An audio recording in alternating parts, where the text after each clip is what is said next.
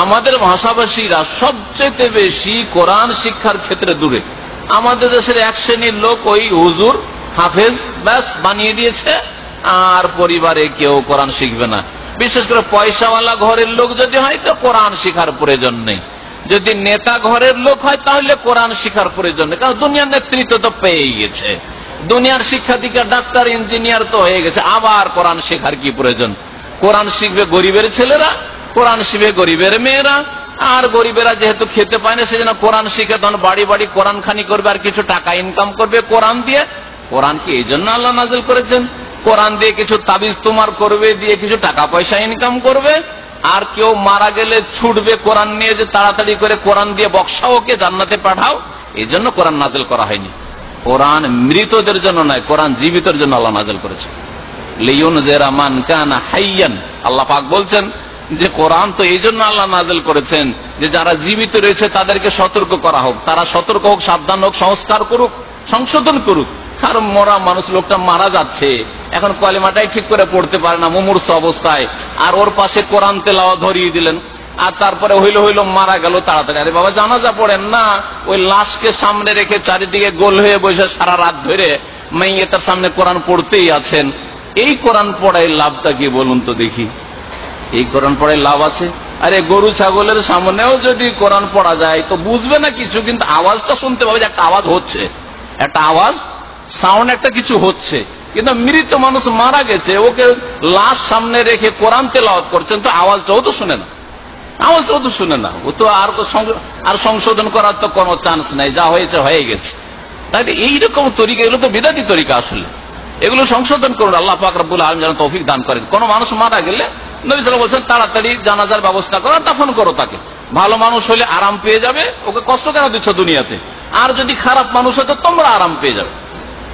পাপী লোক ছিল তো পাপীকে ঘরে রাখলে বালা মুসিবত, তাড়াতাড়ি ওকে দাফন করে এসো। আর যদি ভালো মানুষ হয় তাহলে বেচারাকে কষ্ট কেন দিচ্ছ? তাড়াতাড়ি তার নিয়ামতের জায়গায় জান্নাতের নিয়ামত ভোগ করুক, পৌঁছে দিয়ে চলে এসো, দাফন করে চলে আসো। কিন্তু এই সারা রাত ধরে, সারাদিন ধরে এ বাপ আসেনি, ভাই আসেনি, অমুক বিদেশ থেকে আসছে, জানাজায় হাজির হবে, অমুক শহরে আছে, গ্রামে আসতে দেরি লাগছে, আর সেই জন্য লাশ নিয়ে কোরআন তেলাওয়াত করছেন। যদি এইরকম 2-4 ঘন্টা দেরিও হয় তো ঢেকে রাখেন, যেমন নবী সাল্লাল্লাহু আলাইহি সাল্লামের মোবারক দেহকে ঢেকে রাখা হয়েছে। নাকি কোরআন পড়েছিল কেউ বলতে পারবেন? সিরাতুন নবীর আছে কোথাও?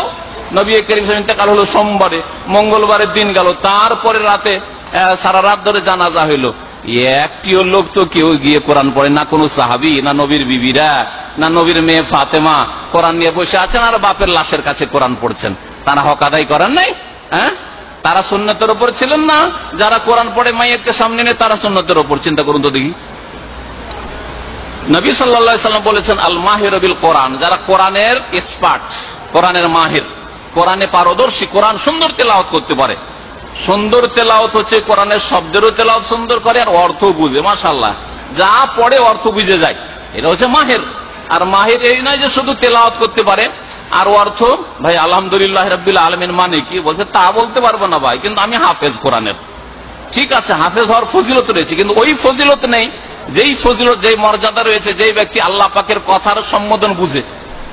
দুনিয়ার ক্ষেত্রে আপনি সামান্য সামান্য ইংলিশ বুঝেন, সামান্য সামান্য ইংলিশ বুঝেন, ফুল বুঝেন না, তাহলে আপনার বসের কাছে আপনার মর্যাদা কতটা? আর একটা লোক ইংলিশ ভাষা এক্সপার্ট, যা বলছে বুঝছে, তুমি যেই টানটনে বলো, বিদেশি টানটনে বলো আর আমাদের দেশি ইংলিশে টানে বলো, আমি সব বুঝছি, তো ওর মান মর্যাদা আলাদা বসের কাছে আছে। তাহলে দুনিয়ার ক্ষেত্রে তো বুঝতে পারছেন যে যে ভাষা বুঝে তার একটা মর্যাদা, সেখানে একটা পজিশন আছে। আর কোরআনে কারীম বুঝলো না, শুধু তেলাওয়াত করতে থাকলো, হাফেজ হয়ে গেল, এখন বিদেশে পাঠিয়ে দাও, হাফেজ হয়ে গেছে বিদেশে পাঠিয়ে দাও তারাবি পড়ানোর জন্য, ইনকাম করার জন্য। এটা আসলে ভালো জিনিস নাই। কোরআন হাফেজ করেছেন ভালো কথা, এখন সিনাতে হেফজ করেছে, তার অর্থটাকে সিনাতে বসাক, আর তারপরে সে আমল করুক আর মানুষকে দাওয়াত দিক, কোরআনের আলেম বানান। এই জন্য কোরআন হাফেজের সাথে সাথে আলেম বানাবেন, শুধু শুধু হাফেজ বানিয়ে ছেলে মেয়েদেরকে ছেড়ে দেবেন না। নবী সাল্লাল্লাহু আলাইহি ওয়াসাল্লাম বলছেন যারা কোরআনের মাহির মা সাফারাতিল কিরামিল বারারা, তারা এমন নেক ফেরেশতাদের সাথে থাকবে যারা হচ্ছে আল্লাহ পাকের দূত, সম্মানিত এবং নেক ফেরেশতাদের সাথে আল্লাহ পাক তাদেরকে মর্যাদা দান করবেন। ওয়াল্লাযী ইয়াকরাউল কুরআনা ওয়া ইয়াতাতাআতাউ ফীহি ওয়া হুয়া আলাইহি শাক্কুন লাহু আজরান। আর যেই ব্যক্তি কোরআন পড়ে কিন্তু বড় কষ্টে পড়ে, উচ্চারণ ঠিক করে করতে পারে না, বড়ই কষ্টে উচ্চারণ করে, জিম আর জাল পার্থক্য করতে পারে না, সিন আর শিন পার্থক্য করতে পারে না, তা আর ত পার্থক্য করতে পারে না, বড়ই কষ্টে উচ্চারণ করে। আরবি ভাষা বিদেশি ভাষা।